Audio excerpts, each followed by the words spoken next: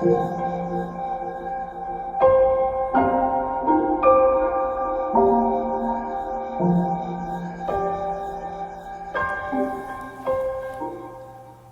all the different levels of spiritual awareness, if we think of the universe like a building, every floor of the building, there's a different way life works. And so the way life works at one stage is going to be relevant to that floor of exploration. And then the next floor, we realize that it doesn't work that way anymore, and we expand our consciousness to a different set of awareness or a standard of living. And we literally go through this pattern where everything we learn, we soon wake up from.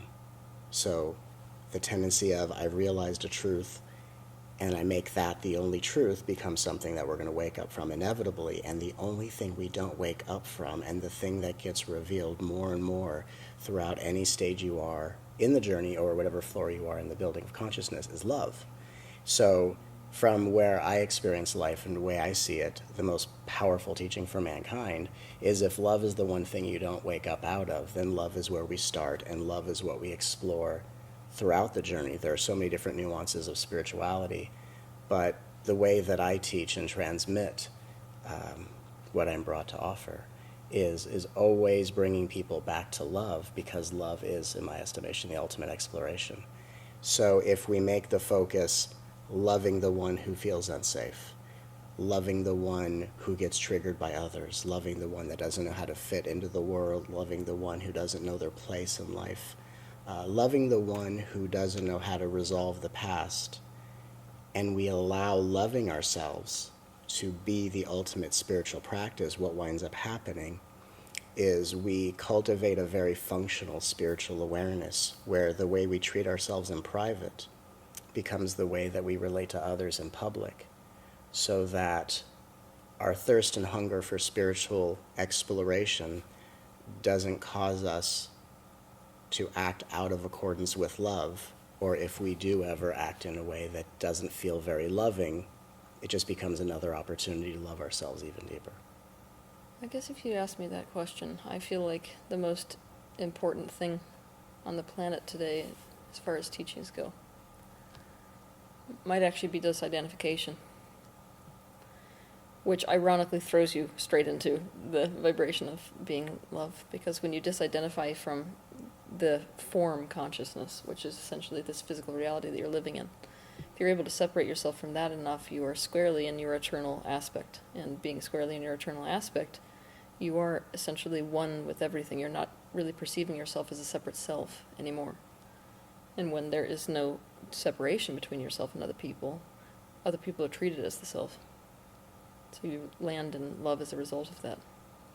Of course, all of this is very theoretical, because you can use the word love, but most of us don't know what that means, or you can use the word disidentification, and not many people know what that means. So for us, it's all about trying to figure out practical ways, I think, to teach people how to get into that frequency.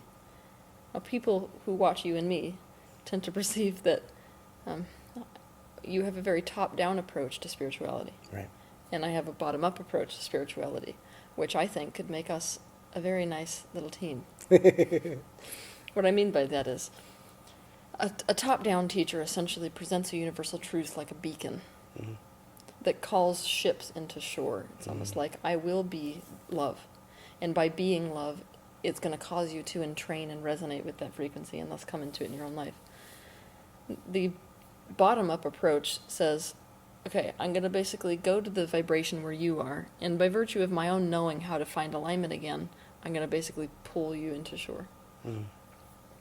So, yeah, I feel like it's really critical to come up with practical, of course that's me, that's my bottom-up approach. It's like really critical for us to figure out practical ways to teach people how to get into the vibration of love. Because what I've noticed, and it's what confuses people a lot about spiritual teachers, is when you say things like, just become loving or be love, it makes no sense. Absolutely. To the person who's not in the vibrational range. Right. So what is your solution? The solution is, the first step of love is the willingness to be honest. Nice. So if we accept that, okay, life's going to happen the way it's going to happen. I may not like the way it happens. I may not like how it feels. I may hate what's happening to me. Yeah. That's honest. Yes. The more honest we are on the inside about our experiences, the more honorable we are to ourselves and others on the outside. That's true. And so if we can say there is a big spiritual picture decorated as everyday life, Yeah. and no matter what happens to me, I'm not a victim of my circumstances, that this is just the universe's way of putting me in the greatest position to help me grow and evolve. Perhaps the emotion I'm feeling, the situation I'm in, is only showing me which part of myself has yet to be loved Yes. by anyone else. Yes. So the first step I give people in a very functional way is to say, I acknowledge that this part of myself is only here to be loved. Now the magic is, if I say that this part is only here to be loved, I give love energetically to that part, even if I'm not authentically in a place to love that part. Because in the beginning, people say, I don't know how to love without liking something. So if I don't like how I feel, I can't love it. Yep. Or the thought is, if I love what I don't like, I'm going to attract more of it, and all these superstitions. So if we say, I accept that this is only coming up as the next part of me to be loved, just the declaration that this is only here to be loved provides love to that part, even without you having to know how to be the one that loves it.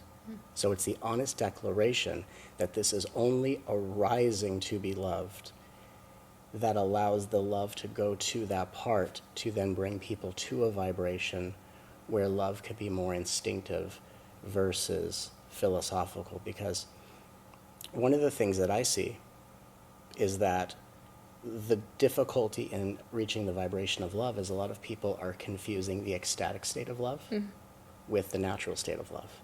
So ecstatic state of love is like arousal, electricity, that kind of attractive energy. Those are the waves of the ocean. Yep. The natural state of love is emptiness.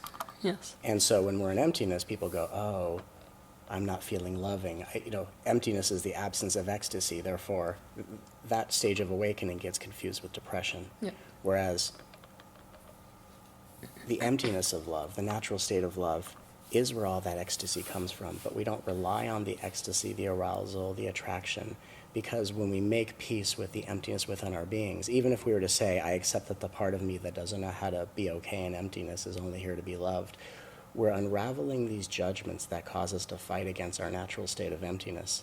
And then we actually literally go through a rebirth process, a resurrection, to return to this world as the light of love itself, instead of a person who's either trying to feel it or someone who's trying to chase it in their relationships or in their life. So I think, again, the first step is love's natural state is emptiness. It's not actually a high or a low. So when people say, I'm not feeling love, what they're basically saying is, I'm not feeling high. Mm-hmm.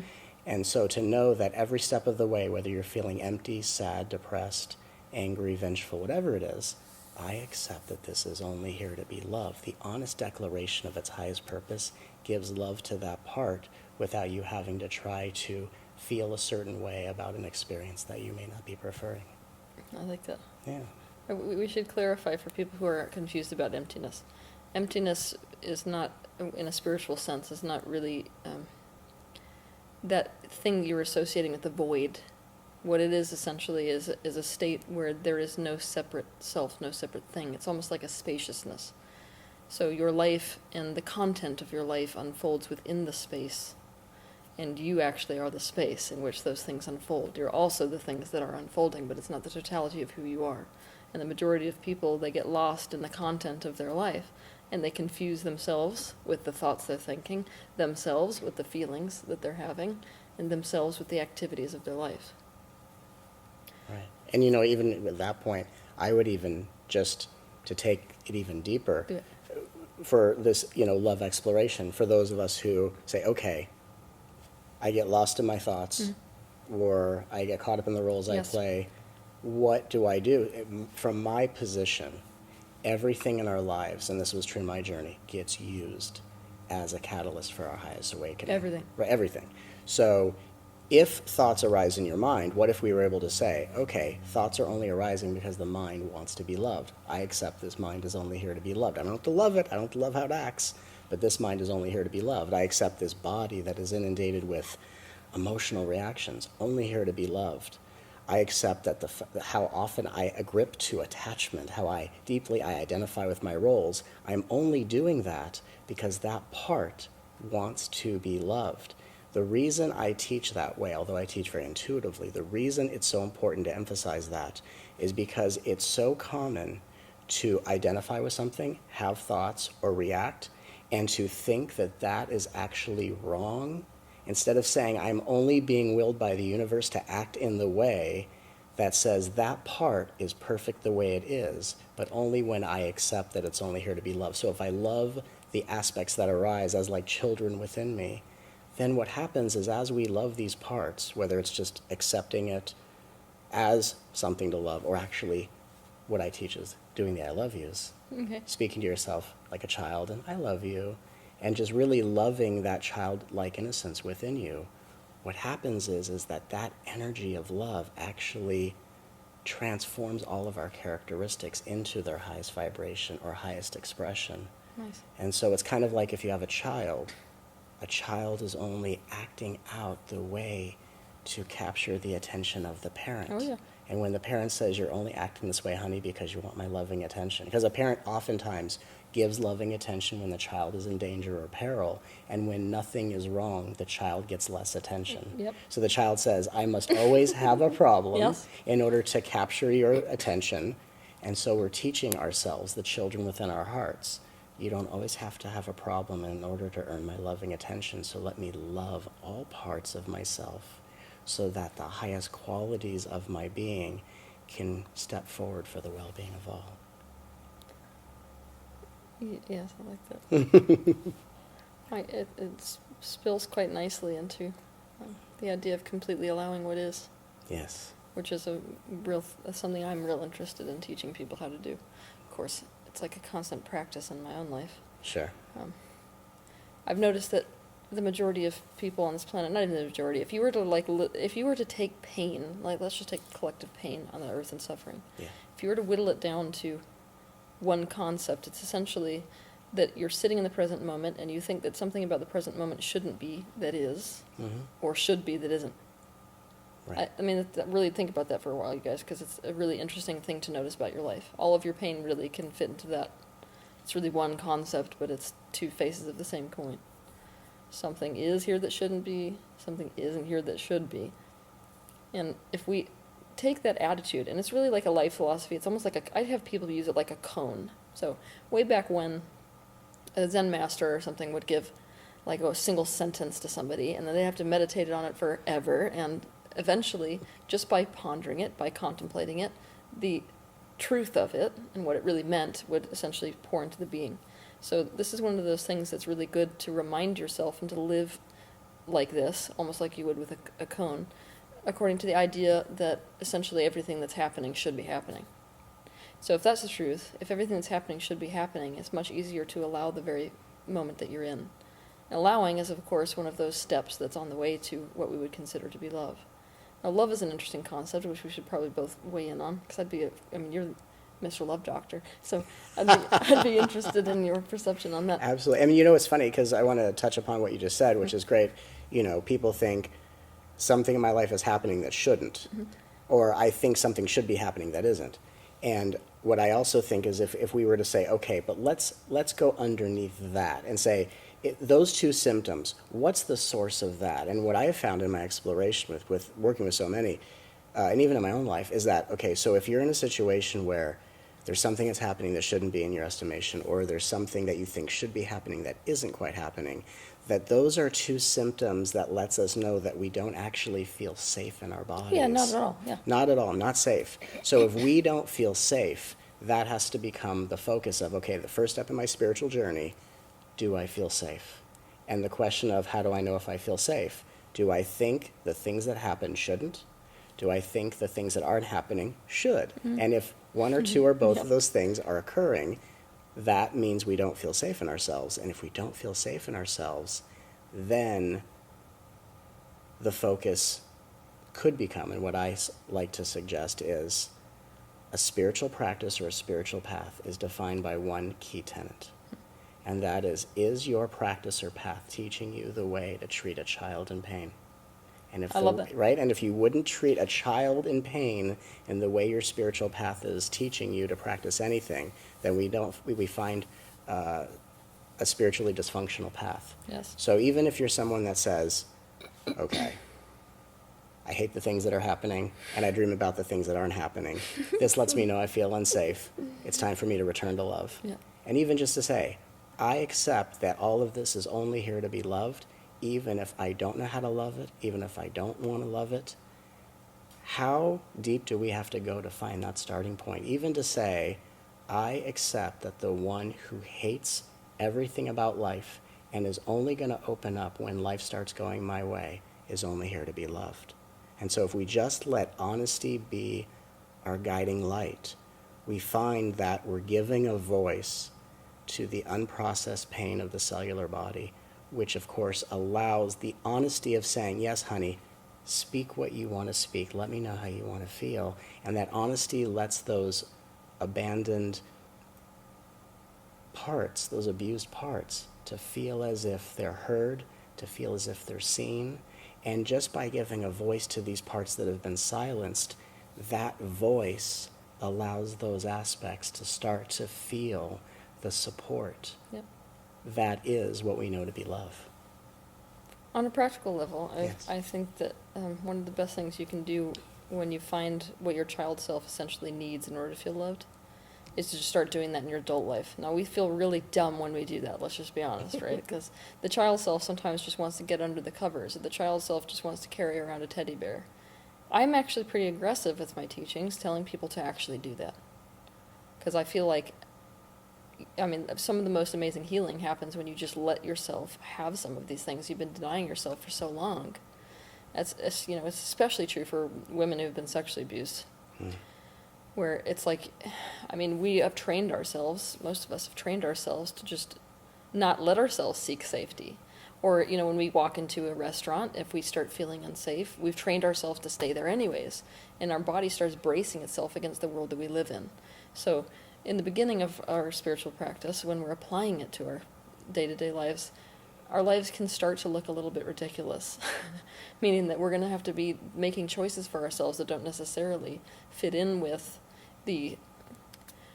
what you would consider to be like the stereotypical or kosher way to behave within society. And this is a really important thing for us to also understand, is that within the spiritual field, there's a lot of this misconception that a person who is truly spiritual, that's what we're all after, right, is like the gold star of spirituality. So for a real spiritual person to be very spiritual, they should be able to, say, go to the middle of a subway station and be in a state of complete bliss. And I'm like, literally, I'm here to tell you today that if you're holding yourself to that expectation, you're never going to get feeling safe in this reality. That is the kind of spiritual practice which is the natural evolution of prior spiritual practices, including the one where most people are, where essentially they have to listen to those reactions, essentially, that they have when they're in an unsafe environment, and then choosing in the direction of what's self-loving for yourself at this particular time. And this is one thing that you touched on earlier. This is part of why it gets so damn complicated, is because when you're in a position like Matt and I are in, we essentially are having to teach spiritual truths to people who are on different vibrational set points. So if I sat on stage, or if you sat on stage, right, with one person, the answer for that person might be, go to Grand Central Station. This is your next step, is to sit there and completely absorb them, completely welcome all of them in. Don't worry about your personal boundaries, because there are none in an infinite universe. And that might be the worst thing you could tell the next person who needs to hear, potentially from where you are right now. Really important for you to figure out where those boundaries are. Really important for you to, basically adhere to what your body is telling you need. Whenever we put out a video, or whenever I do an event, a lot like you, I intuitively tune in and what does the group energy need to know, and I bring that forth, and then the video will go out. And I think the important thing to know is that we are putting out information and vibrations and transmissions, that's what I call it, I do a transmission, to cast the widest net to embrace the most amount of the population on a given topic, and for whatever reason, that intuitively I'm guided to do that. And we have to, as intuitive beings, say, okay, is what I'm listening to and tuning into, is this the message for me right now? instead of like, do I agree or not agree with it? It's like the assumption is everything is right, everything's always in divine will, Yes. and as a divine being, I have to say, okay, well, is this what's meant for me right now, or is this just helping me be more in tune with my intuition Nice. to know what's right for me? Nice. Right? So when you're working with people, you're working with them with what you're guided to do. I'm working with people, and so there are people that could look at conceptual topics and go, sure, her take of it is this, his take of it is this, when really what we're doing is we're just addressing the cellular body from different directions. We're working on things on different levels, and we're all, as light workers, we're all tag team partners. We are. And we're all working together to facilitate the kind of healing that everyone on this planet really needs. The most important thing is to not get caught up in the, do I agree or disagree with this information, but to be able to say, okay, is this what I really need right now? Is this actually going to expand my consciousness, which a lot of what we put out expands people's consciousness. And from time to time, we're going to put out information that is meant to expand consciousness by challenging the boundaries of something that they might be attached to. Yes. Right? Challenging a belief that someone's attached to, where they may say, that person's wrong because I don't want to let go of this belief. I'm going to this next floor of consciousness. I can't let go of that. Yes. So whether the energy we put out is to challenge an old paradigm, to expand things to a new horizon, or whether it's to detail for detail let people know that what they're experiencing is not, it's not wrong. Yes. That it's all a part of a spiritual evolution going on this planet. We are all contributing and supporting the evolution of every being. And I think that life on a spiritual, I wouldn't say a spiritual level, I'll just say life is way too perfect and intricate and complex to overly simplify with this person's right and this person's Oh my God. wrong, right? Well, if you get into that, Yeah. you're going to, in a multidimensional universe, you're going to Right. get in for some serious trouble. It is. Because that's not how it's going to work here. Absolutely. So again, I appreciate the fact that we all have different voices. We all transmit the divine with different flavors. We all are bringing forth frequencies that give all of us an opportunities to heal and to activate our highest potential in such incredible ways. And for all the unique infinite aspects within our being, there are equally those divine aspects that are here to appeal to those parts of us as teachers and as transmitters and as awakeners of consciousness. And again, we all have to know that even if we are someone offering a teaching, or we are someone who's receiving a teaching being offered, we're all here working together for the benefit of all. Oh, completely. And I'm watching. This is real exciting for me. You guys we're interested in the new Earth, but basically, we're swinging out of this old paradigm we've been stuck in for thousands of years, where essentially a spiritual teacher who had the only access to universal truth spoon-fed you the right or the wrong answer, right? So you're going to be. I did this video on false prophets. Which is pretty interesting if you guys want to take a look at that one. But basically, I was saying, from the highest perspective, why not create as many false prophets as you can? Because what they do, the benefit of a false prophet essentially, is that it puts the power back in your hands. So one of the things I'm real excited about this new Earth that's developing here is the fact that people are going to be their own access to universal truths, their own access to what we call united consciousness or source or God. And I think it's really beautiful. What's really beautiful about the information age and having all these differing opinions, even though it can get quite frustrating, I completely acknowledge that, is that it really does put you in a perspective where it's like every bit of information that comes your way, you have to check it against yourself. And we wouldn't want it any other way. Why? Because we've been getting in trouble with religion for thousands of years based on the fact that people haven't been doing that. It's been, I'm just going to blindly follow whatever person I decide has the best information, and I'm not going to just do what I suggest doing now, which is that we take the tools that work specifically for us. And you can guarantee that if something resonates with you, then that means in your body, this is what resonation looks like. Basically, you will feel this kind of yes. It's like an internal yes, an internal opening or expansion. If you feel that kind of a feeling, that means that that tool is right for you right now. And guess what? It might be not right for you tomorrow. And when I say right, I don't mean like right as in correct or incorrect. I mean tomorrow, you, specifically you as an individual person, might figure out that that particular thing is in alignment with your higher good or not in alignment with your highest good. And that is going to fluctuate based on where your frequency is. For example, shadow work. This is like my favorite thing, right? So of course we're meeting together and people are like, whoa, they better talk about that subject, right? Shadow work is real great for you for specific vibrations. And it's probably the worst thing you could ever do in other vibrations. So it's one of those tools where it's like, we want to develop in our spiritual practice the ability to work on, let's pretend we're a car, right? To work on the car with whatever tool is specifically supposed to be used for this particular vibration. Supposed to implies correct or incorrect, but yet again, I've got this language issue.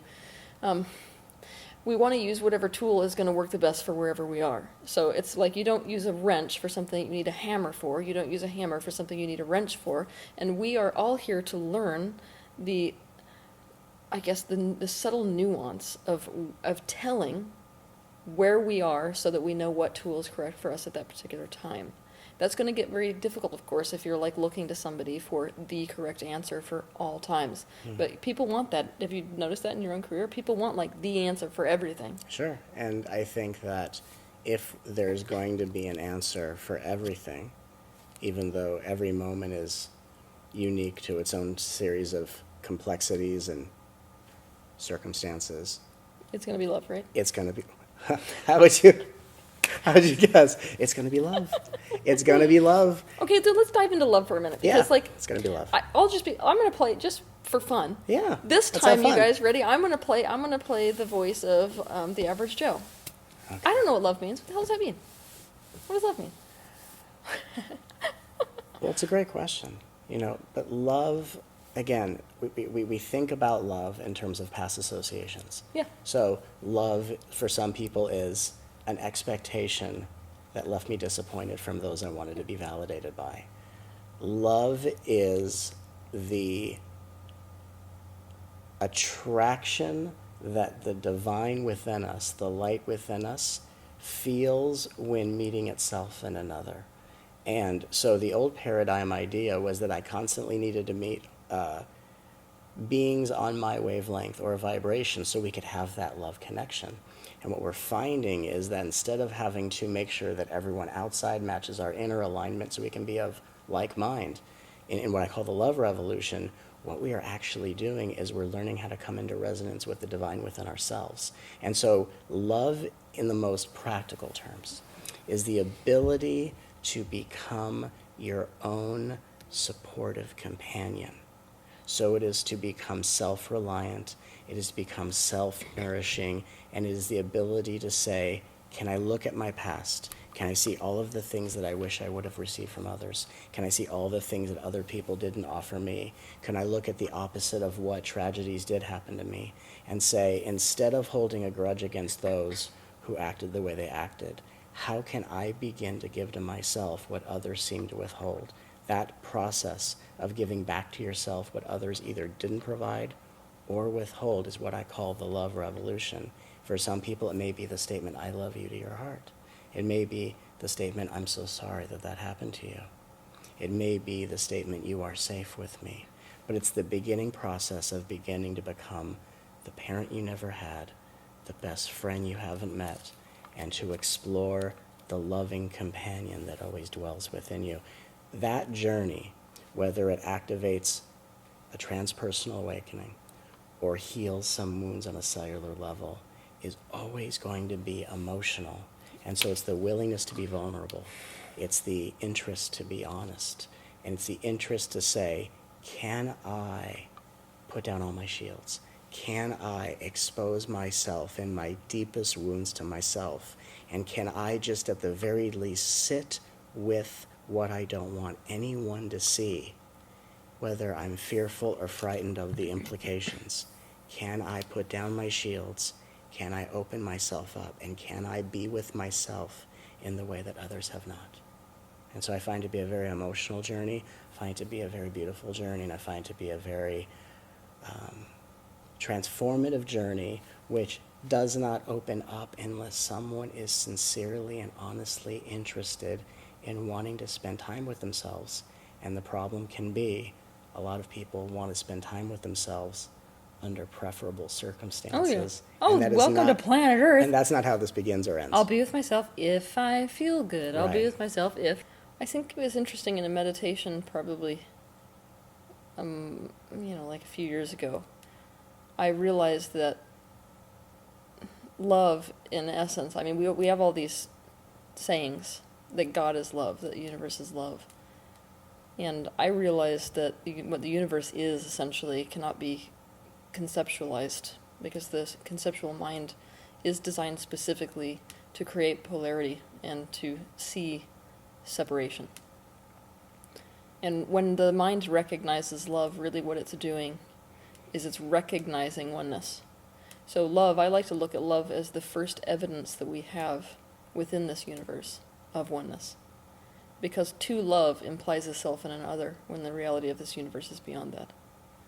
And there's many ways that you can generate, now we're talking practical level again, there's many ways to generate love. To look at something with an attitude of appreciation is a form of love. So it can be, even that practice, which is relatively new age, honestly, where you're sitting in a room and you're looking around for aspects of the room to appreciate, you are coming into alignment vibrationally with the things in the room, and that is more evidence of love, that is loving in practice. What do you think are some of the best ways to get into the vibration of love? I think appreciation is an excellent way to get into the vibration of love. I think that Well, you said honesty before. honesty, I think, is the best way personally, because I think Why? what a lot of people do is I think that they are waiting for others to be honest with them to free them of the need to be honest with themselves. And so when I'm, from what I see with transmitting what I do and just seeing the effects of it has in so many lives, what I find and what can be true is that you can be someone who's very interested in spiritual growth, Yeah. and still be living in a state of personal denial. And Yes. And even more so sometimes. right, and then they take the invitation of disidentification, Yeah. and then they use that as a way of saying, oh, and that's an excuse now to not Yep. face what I deny. So Exactly. right, so, which then makes that a little useless in that example. Yep. So in what I see is that, just as you said, love is the first evidence of oneness. Yes. I would say honesty is the first step in surrender. Because what do you mean by honesty? Yeah, honesty. Because a person could argue. Let's just pretend. Sure. A person could argue. If I sit here and I'm like, I fucking hate what you say. Yeah. I hate everything you teach. That's fantastic. But that Yeah. let's pretend we're bumping egos. So Yeah. if you were a person who's in a vibration, like you are right now, where Yeah. your ego self essentially Yeah, is not there, right. that bump is Yeah. not going to even happen. Where it Right. is with the average person who does have the ego and does have the defenses, Right. one could argue that me speaking that truth essentially creates that egoic rub and then repels us, almost like a magnet. Sure. So how is that love? Well, first of all, for anyone who gets triggered by someone else's confession, Yeah. of course, because in the beginning, the confessions are going to be very judgmental. Yeah. The difference is the focus of honesty. Okay. When our honesty is about another Yeah. or something, we're judging. Okay. When the honesty is about our own experience, Yeah. we're being honest. Yeah. So, for example, if I said to you, Teal, when you said that about my teachings, just to give you an example, Okay. which this is hypothetical, when you said that about my teachings, it really made me feel Hmm. that statement, where a lot of people would hear that and think that's actually honesty, even though it's not my experience. That's actually a projection. Oh, okay. Honesty would be, hey Teal, all of a sudden I'm feeling some really heartbreak in my heart chakra, and then you'd say, oh, why is it because of what I said? And I would say, I don't know. Only you would know what's true for you. So honesty is when we're just confessing to ourselves our experience. Yeah. If we think we know what's true about the world or ourselves, we're projecting. Okay. If we just confess, here's what I feel, Yeah. not why, Yeah. just all of a sudden, here's why I feel this way, or here's what I feel, without a why, just what am I feeling? So honesty is confessing to yourself what you're feeling, and the tendency for people to have all these defenses and anger or the shields is because people are not aware of the fact that life dresses up as characters to trigger you, just to get you to admit what you're feeling, Yes. to break apart the beliefs that you shouldn't be feeling what you don't like, so that you can realize that you're here to experience an infinite spectrum of emotions. You may not prefer the feeling, right?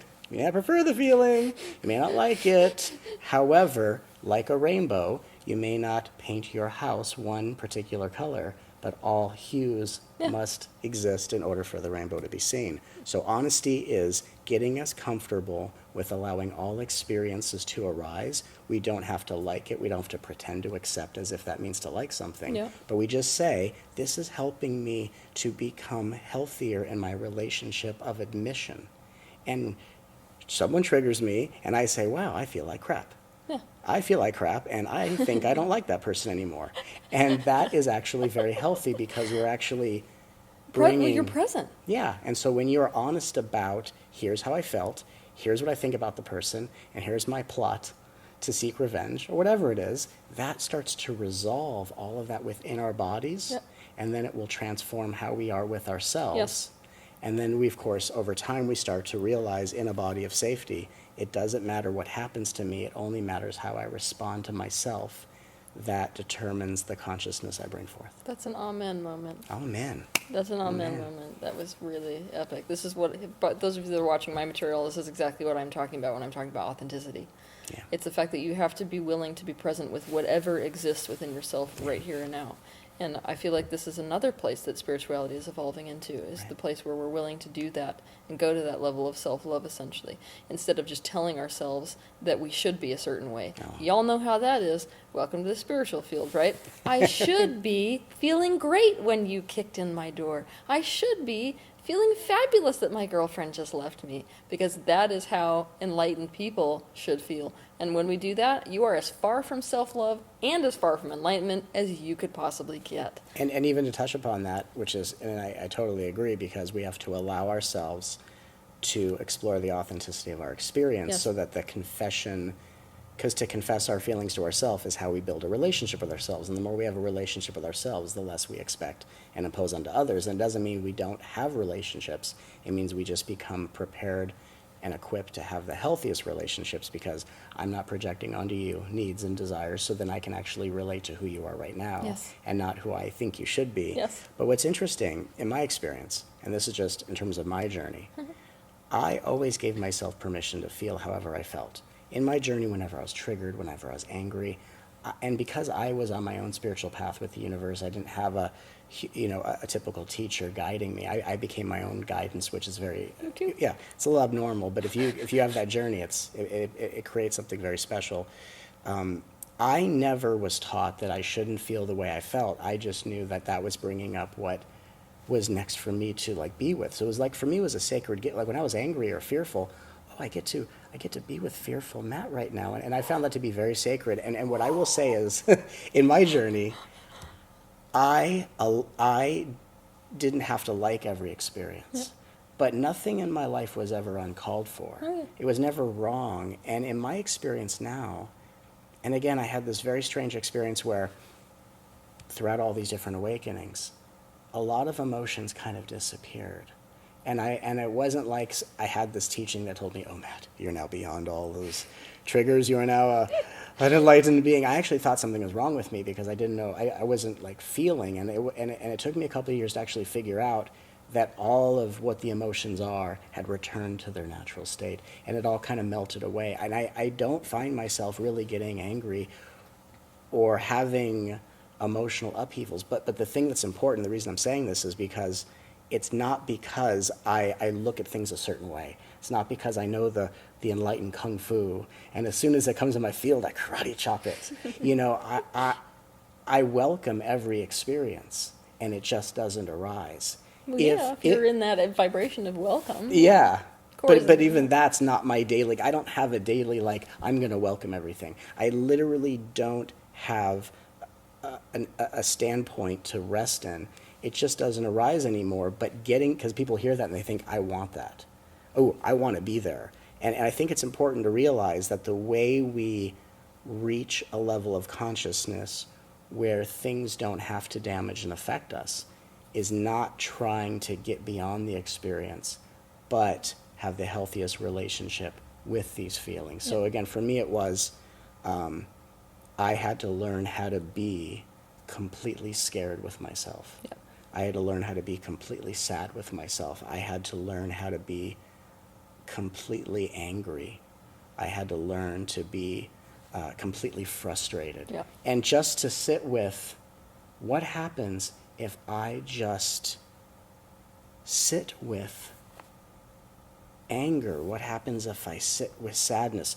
What happens if I sit with complete desire? And I want something. That one's an intense one. Right? And I actually had many experiences in my earlier years where I had this experience of desire, like someone would trigger desire. And I would sit with, what if I just let the beauty that is triggering the desire, like there's such an admiration I have for them, that is triggering a hormonal response in my body. And I thought, what if I just let the light of desire burn me to the ground? Oh, yes. Oh, I love that. Yeah. See? So for those of you that have been watching my material for a while, that's like, see, he's putting it in other words. This is what was really beneficial with listening to other spiritual teachers. But that's the light of consciousness essentially doing its work on these intense emotional states. So we've been talking about the fact that, like, your emotions can feel like a big up and down. And there's this perception essentially that the enlightened being is somebody who has risen above the ups and downs and they no longer feel them anymore. And like, if you're going to get to the space that we call peace, which is a transcendent state, essentially what you have to do is be willing. I mean, like, totally willing to commit suicide to the emotion, which is what he's talking about. So that's my aggressive way of putting it. Committing suicide to the emotion essentially means I'm, like, going to let myself completely feel despair if I feel despair. I'm going to let myself feel elation if I feel elation. Yeah. And that willingness to do it is the absence of resistance. Now, if you want to talk about the samsara wave, which is that nightmare up and down that most of us are on, that roller coaster from hell emotionally, it's there by virtue of resistance. You will find quite quickly that if you release resistance to feeling the emotion you feel, you are honest about it, authentic about the fact you feel that way, you let it completely burn its way through you. Not only does it transform you into something entirely different on the other side of that, and by entirely different I mean more like your actual real self, what you will find is in the absence of resistance to that emotional state, it burns through you quite quickly. So instead of grief lasting for months and months and months and months and months, which is fine if it does, but what you'll find is instead of it doing that, is it moves through you. You're almost allowing a metamorphosis to take place. So if we look at our spiritual progression as if these layers are getting peeled off of our essential self, our true self, so that the true self essentially emerges kind of like that phoenix, then letting it fully happen is like peeling through those layers really super fast. And so you experience, inevitably, complete what we would consider to be integration, where it's a state where those aspects of you are no longer clouding the vibrational dissonance between yourself here, the temporal self, and the eternal self, which is, of course, we're probably going to talk about emotions, but Sure. And just to add to that, because I love what you're saying, and I think just even we talk about like really committing to the feelings, we can even do that with resistance. And even say, oh, resistance is here. So again, that's not something you're doing wrong. Yep. But oh, resistance is here for me to be Yes. honest. Okay, I accept that I am resisting the crap out of life. Yep. I am going to be a wall to anything other than getting my way. Yep. And I'm going to resist and fight everything until God gives me my treats. Yep. And just admit with all of your being the experience, because I think what makes it so hard is that people think they shouldn't be having their experiences, or they're guilty that they're having their experiences. Especially spirituality can make it like, oh, that's not part of what we try to perfect, and then hate ourselves in private because we can't do it. Instead, just go, wow, I am resisting the living crap out of everything. Look at how good I am at doing this. And so what's interesting is that you can even, one of the things I also like to teach is that we raise our vibration by feeling good about ourselves. One of the things that I have discovered in my journey is that the better you feel about yourself, the better your self-image is, the easier it is to wake up out of it, which is a very interesting dynamic.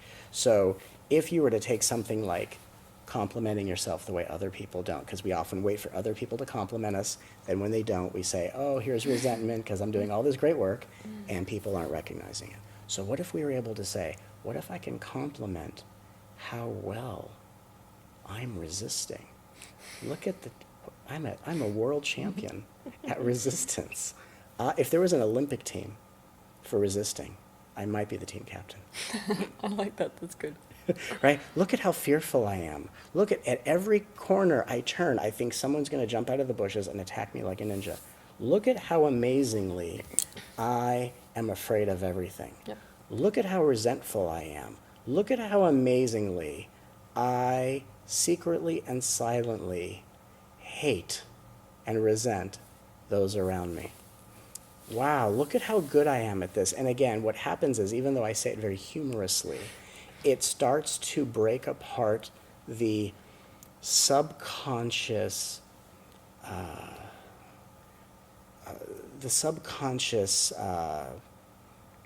don't know how I'm going to say this, but like the subconscious debris, the shell around the authentic emotion that says, I shouldn't be feeling this, this is wrong, this is not who I'm supposed to be, instead actually says, you know, this is right for my experience. And just to get back to what I was saying before, because I think the turning point in all of this is when it's not, I feel this way because, it's, I just feel this way. Maybe the because is what brought it to my attention as an opportunity for me just to admit, this is how I feel. And I think in the beginning of honesty, people are trained to project. Mm-hmm. Oh, you did this to me, it made me feel this way, now pay me back and make me whole. Instead of, that may have triggered this feeling, but I'm just going to sit with, here's how I feel. Yeah. And really surrender the why and just breathe into the what. Listen. Yeah. Thinking about that one. Yeah. Because the why is where the contemplation is. I love the why. I know. I love the why. And the why is the infinite realms of exploration. Yeah. But every why, which is not wrong, but every why is a dream, and every what is a relationship. And so I like to point people to the relationship of what as a way of awakening out of the dream of why. I love why. It's wonderful. I love why. Best why ever. Yeah. I feel like in my own life, if I didn't, well, if you've got the mind, right, and I guess you could make your arguments for that, but you've got the mind, and this, of course, applies to what we consider post-traumatic stress. Yes. The real frustration, which makes people spiral into an abyss of hell, essentially, is I feel this way with no cause, so it must mean I'm nuts. That can mean absolutely. So what I have noticed within people is sometimes knowing the why is the exact thing which enables them to let go of what they've been struggling against for so many years. It's like, oh, okay, well, let's talk about self-love. Mm-hmm. If I know why I'm doing the thing I'm doing, now it must mean that I'm not totally screwed. Right. Okay, well, now I can move past that why. Right, and what I've seen in that is that they can let go of the experience because of the why, yeah. But then that why is the next thing to let go of. Yes. And so... Well, ultimately, always. Right, so I find that... But how do you know when? How do you know when? Yeah, in your perspective, like how do you know? How do you know when a person is ready to let go of the why? So let's just dive into the shadow work conversation, because this is all shadow work. Yeah. I mean, honestly, if you want to talk about it... How do you know when? Yeah, how do you know when a person is ready to essentially let go of the whys and just deal with what is, and then go in the direction of one would consider higher vibrational states? Because the definition of shadow work, in my particular perspective, is we're delving into the realm of the subconscious. We're delving into the aspects of, real meaty resistance. Of course. We resisted it, literally into a state where we have disowned, denied, rejected it, to the degree that it's now void of our consciousness. It's become a blind spot, essentially. It's the stuff we don't know that we don't know. And so, what I have noticed, and this is what I do the most of with people, is how do we take the light of consciousness and take it down into these aspects of ourselves that we're unwilling to go to. So we got to understand these are unloved aspects of our being, right? So how do we take the light of consciousness, go down into these aspects, and shine a light there so that that shadow essentially becomes light, which is what happens when the consciousness is introduced to anything. Right. Right. So when do we know when a person is ready to be done with the why, shadow work, Right. and go in the direction of? I would say that one isn't in charge of letting go of the why, but that there is an auspicious moment when the why lets go of them. I like that. And so the way... So in you have no which- control over it. Right, but we do have choices. We have no control over when it will let go of Okay. us, but we do have the choice as to see each why, Yeah. or each aspect of shadow, Yes. as an agent of the divine Yeah. who is dressed up as an unresolved issue Exactly. in your life. That is guaranteed to be in your consciousness until you have learned and Yes. stepped into the new consciousness that allows that vibration to be obsolete. Yes. So what I find is the why can be helpful, Mm-hmm. and it can offer some sense of closure and some sense of, I will say, inner community where, where one in their own selves doesn't feel alone. Yeah. But I find that instead of linking the experience to a why, it's important that on a cellular level, just because, okay, this is what I see intuitively. Okay, go ahead. So there's a cellular body with all these unresolved aspects. Those are agents of the divine here to hold that vibration until you have stepped into a different frequency. Mara. Yes, she's quite lovely. And what message does the cellular body send in order to get our conscious attention from the subconscious Yes, terrain? yes. So the messages are sent out into consciousness Yes. by emotions. Mm-hmm.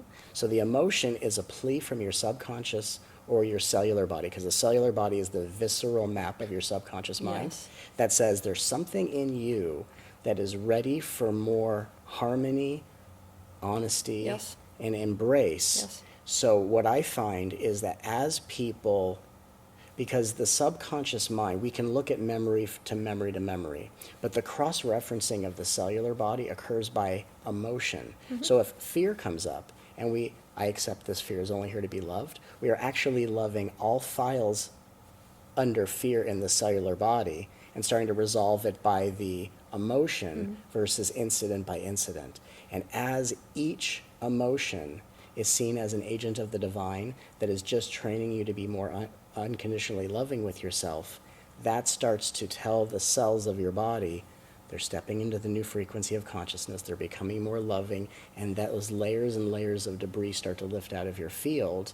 And then as you have lightened those layers by loving yourself, at a certain point, the amount of cells that are infused with the vibration of light says they no longer need to resolve what they've already practiced embracing in themselves, and the why or the shadow lets go of the being instead of the being trying to shake the shadow out of their reality. Because again, shaking the shadow and pushing it away is not how we would treat a child hell in no. pain. Well, that's exactly what I Right. say all the time. Like, Yeah. that's the issue with our concept of shadow, and that's Yeah. also the issue that we've got with the concept of the ego self, is essentially that it has to be eradicated from the being in order Sure. to be in a certain way. Right. It's hard, even when you're describing what the shadow is, to not give that impression, Of just course. by virtue of our way of speaking. Right. But I feel like the shadow is the thing that needs to be loved more than anything in the world. Yeah, the shadow, if we think of it from a child standpoint, the shadow is the attitude of a child 100%. who knows I get more attention, maybe not the right attention, by being a barrier and a nuisance to someone. Yep. Because when I'm when I follow my parents' instructions, what gift do they give me? I get more time alone separate from their love. Yes. And when they yell at me, I get such undivided attention, and I go, wow, being yelled at least gives me something more than Exactly. dealing with the loneliness and the desire of love that I don't get. So the shadow is the part that says, I may not get the love that I want, but at least I get their focused, intense, unconditional love. Yes. Or, I'm sorry, unconditional attention. Yes. Because again, love is the consciousness that awakens within us when we are on the receiving end of someone else's or our own intense gaze of attention. And the shadow says, I may not get positive attention, but at least I get the intensity of undivided attention. Close enough. Close enough. Yep. So I'm going to be this gremlin come to life, Yep. and I'm going to wreak havoc in anyone's life. And as long as I am getting their intense, undivided attention, that makes me feel at least better than lonely, alone, and Yeah. rejected. Exactly. Right, So we don't. So this is the fun thing for people to understand. right. I don't think Matt and I actually disagree on shadow work. this. I think and some people are real confused about that, but it's about sort of splitting hairs about what shadow work means.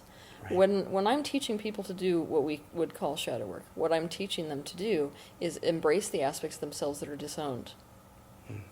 And sometimes when something is unknown to the conscious mind, we've disowned it because we're in an attitude of rejection of that thing.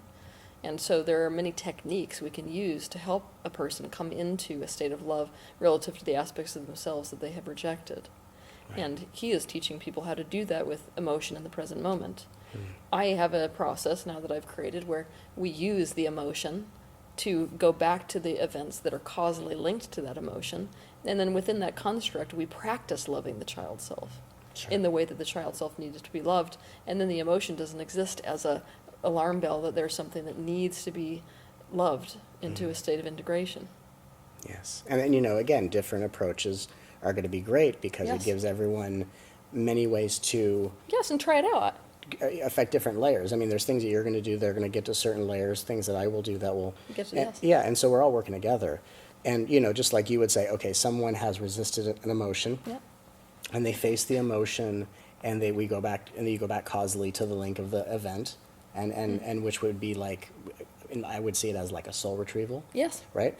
And so, and then I would maybe, and I've done that work with people before because in certain situations, it's needed. So again, just even though we teach in different ways, whatever intuitively someone needs from either of us is going to be what we provide them. So Always. when you talk about that, I think about how many times I've done that in sessions with people because it was what they needed. Exactly. I'm not sitting here saying what I'm saying is like the only approach, because intuitively I download so many new teachings of different approaches. As you probably do, you work with someone, you're teaching yourself a new process Yep. while you're working with someone. Yes. So, and again, the approach of, you go back to the causally linked event to take resistance and turn into acceptance. Mm-hmm. And I might start someone, just for argument speak, with let's just allow resistance Mm-hmm.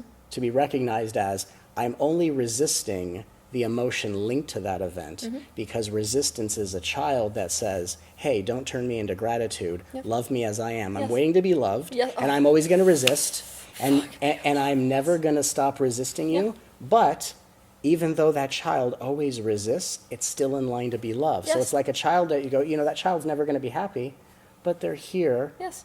to receive my love. Exactly. Right. But And you so see the loophole? This yeah. is the thing about spirituality that makes it so damn hard, right? I'd love it though, because it's like a chess match, and you got to figure out the loophole, and Yeah. that you'll get those all the time. Those final loopholes, like resistance itself, Mm-hmm. or numbness itself, needs to be dealt with. And it's like when you get that one, you know it. That's It's right. like, there goes that beautiful. Oh, I just love that moment. It's so good. It's beautiful. It really is. I mean, when So yeah. when you talk about basically shadow work, yeah. we're basically, when like all of us, when we give a teaching essentially to a huge group of people, we're essentially delivering ideas so as to awaken the consciousness. So when you're like, talking about shadow work, is it the traditional model of shadow work that you're basically saying we got to get beyond this paradigm? Because I completely agree with you. The traditional model of shadow work is we got to basically do anything we can to purify ourselves of these aspects of ourselves that are dragging our vibration down, and Sure. thus we've already judged it as negative. Sure. Is that what you're saying? I would say that the aspects of shadow that act out in all these different ways, that resist, the fear, the anger, all these defenses, Yeah. again, like children, Yeah. act that way Yes. instead of embodying the highest aspects of all those qualities. Again, are crying out for loving approval. I completely agree. Right. So I don't look at it as like we need to cleanse and purify and Yeah, purge me because neither. right. In fact, if you Right. look at it that way, you better not do shadow work. Right. Well. And yeah. that's the real issue. Like, and I find that too. It's almost like you'll get to a point. I've even fallen into this trap, you guys, where it's like sometimes I'll be doing something like a spiritual practice, and I realize the only reason I'm doing the spiritual practice is because I think I need to be a certain way to be loved, and so the only way to get to that state is to do this. And it's like you can fall into that trap no matter where you are in your spiritual practice. So that's a real good loophole to watch out for, I can tell you that. And I think what's interesting also is if we look at how patterns are created in consciousness, what you do on a repetitive basis, you start to either in your perception perceive life in a way that causes you to have evidence that to keep doing that. So if you're going to clear, you're going to only find more things to clear. We could all have buckets and try to bail all the toxins out of the ocean, and we go, oh, we cleaned the ocean, then we turn back around and it's filled again. I know. So whatever, that's law of attraction stuff. right? So what you do, you attract more situations to keep that going. Exactly. So then the question is, what do you want to do forever? So the question is, do you want to clear forever, or do you want to love forever? Yes. Do you want to attract more things to love? Exactly. Or do you want to attract more things to clear? So And that's the transition. Exactly. Yeah. So that's what to think about. I swear, you guys, you want like the slam dunk of like today's talk, it's going to be this one. Like what he just said. If we have to basically be real honest with ourselves about the approach we are taking, and so it's going to be an emotional thing. You can tell whether you are approaching yourself with an attitude of I'm trying to like get rid of these aspects of myself, or I need to get perfect in some way, or approaching yourself with an attitude of love based on how you are feeling about your like spiritual practice. So I mean, we can conceptualize of shadow work, we can conceptualize of positive focus. Either, which seem to be opposing tools, could be used against ourselves, or they could be used in the name of loving ourselves. So that is how you're going to know whether what you are doing is ultimately going to set you up, like he said, by virtue of law of attraction, whether it's going to set you up for a life where you're continually hating yourself or continually loving yourself. No, I, for one, want to live a life, of course, where I'm continually loving myself, because the alternative is not so great. Practice that for like a lot of years already, right? So We all tried the other ways. We all did a great job. we did. We did gave an it awesome we gave job. it I our gave best it my shot. all. Look Yeah. at my arms. We had our best shot. Gave it our best shot. I certainly, in my earlier years, gave self-doubt and self-judgment. I gave it my best shot, and I was very good at it for many years. I was quite skillful at it, and again, it was a great setup for something even so much deeper. Again, I always go back to this question of innocence. Is our spiritual path helping us to meet ourselves and others like children in pain? I love it. Right? Is it how we would embrace a wounded animal? Yeah, you should like make that a bumper sticker or something. I should make a bumper sticker. You should. I should make a bumper sticker, a long bumper sticker. You know, you could sum up spiritual practice pretty quick that way. Yeah. This is all you got to do. Just this right now. This is right now until the next thing. And I think what's so interesting about today, and I'm so loving this dialogue we're doing, because, like we were talking before, this isn't a high school debate. No. This is a dialogue between two beings who are in a position to help a lot of people, which is wonderful. I'm blessed to be in that position and blessed to see how many people's lives you're touching.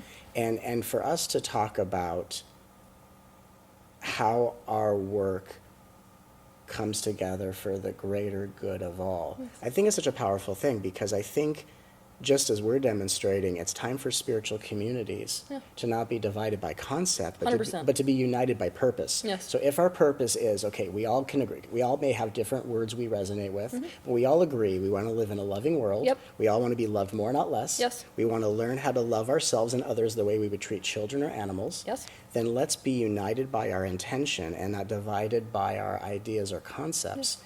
And just as you and I, as a united front, are helping so many, it's time for the spiritual community, the global community of loving hearts to unite as one, so that we can actually find the courage to be as passionate about love as others are passionate about the suffering they do not want to face. Yep. And we don't need other people to face their suffering. We only face ourselves, loving ourselves, because we are in a courageous position to love ourselves so deeply that it actually absolves the pain in others who don't actually have any interest in facing what we can actually free the planet of just by facing it within ourselves. It's so powerful. It's so incredibly true. Yes. If you want the war to end in this world, you end it in yourself. Absolutely. And so we are complementary aspects doing the work to touch as many lives as possible. Yes. And the world that we are serving is but a sign of the times that the divinity in all beings is ready to go from being a self-realized individual to a self-realized planet. Yes. So, I want to live in that world. I might actually come back for that one. well, many, many food trucks Yeah. and adventures in that world. Yeah, for those of you that don't know, Matt and I are both foodies. So our joke is we're only here for the food. Hey, We're also here for all of you, though. of course.